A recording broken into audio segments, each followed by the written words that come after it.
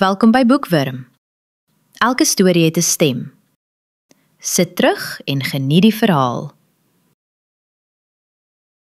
Die hereniging van Fetiland en Rooinius. Geskryf deur Theresa Janse van Vieren en Linda van der Berg. 'n stralende mignon, Fetiland se lentefeetjie, sit in die oopte en speel op haar harp. Haar goue vingertjies laat melodieë oor die woud vloei, onbewus van gevaar. Deur al die gejagery oor paddastoele en reuseblare, kom Vinkel en Tinkel armpies op die heupe uit asem tot stilstand. "Mignon," roep Tinkel, "jy mag nie so ver afdwaal nie. Rooinius is oop pad." Mignon kyk verbaas op en pluk rustig aan die snare. "Mignon, hoor jy nie?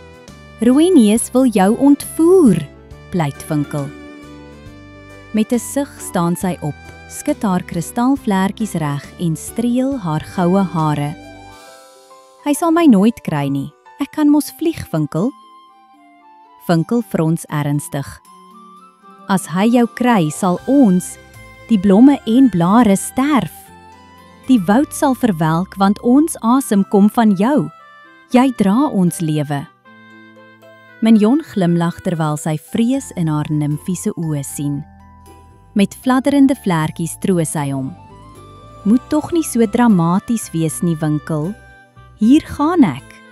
Sy sweef op, lig soos 'n helder sonstraal, terwyl Tinkel en Vinkel met harte swaar vol vrees onder haar vlieg. Uitgeput kom hulle op 'n klip in 'n tonnel tot stilstand. "Hoekom dink julle is Rooinius kwaad vir my?"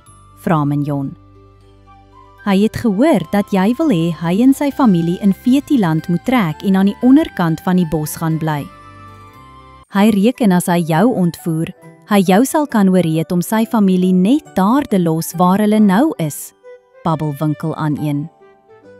Hulle slaap heel veilig in die tonnel en vroeg die volgende oggend besluit hulle om terug te keer na Fetiland. "Julle ouetjies," sê Mignon, "ons moet baie vinnig in Fetiland uitkom en al ons maatjies daar wegneem na 'n plekkie waar Rooinius hulle nie sal kry nie. Daarna sal ek alleen teruggaan en hom soeke. Hy was nog altyd lief vir my. En ek is seker ek sal hom kan oortuig om te luister," fluister Mignon op pad huis toe. Haar vlekkies word styf getrek deur die koue windjie tydens haar vlugtog. Vinkel sien 'n donker glinsterende dierasie agter 'n bos skuil. Hy roep na Mignon, maar sy verdwyn skielik. Terwyl die wind spannend fluister, ritsel die blare onheilspellend. Tinkel se asem hap, Vinkel se vlekkies bewe. "Ag nee, ons koningin is gevang." Die bose feeks Agatha, krom, grys, skraal, skemeroog, tandloos, boos, eisig, hou Mignon styf vas. Haar skril lag ego teen die klam mure soos 'n ysige storm wat naderkom. Vinkel het geen ander keuse as om Rooinius vir hulp te gaan vra nie. "Rooinius, die bose feeks Agatha het ons koningin Mignon ontvoer. Sy wil haar doodmaak. Help haar asseblief," smeek hy. "Kom gou asseblief," sê Tinkel. Rooinius gee 'n verwoedelike snorkgeluid. Die grond onder hom skud soos hy na die bose feek se huis haas. Hy gewaar Agatha buite haar huis en gryp haar. Hy sit haar in 'n streepsak en hang haar aan 'n boom. Hy gryp Mignon en neem haar terug na Fetiland sonder om 'n woord te sê. Arme Mignon is vreeslik bang. Sy weet mos dat Rooinius nog kwaad is vir haar.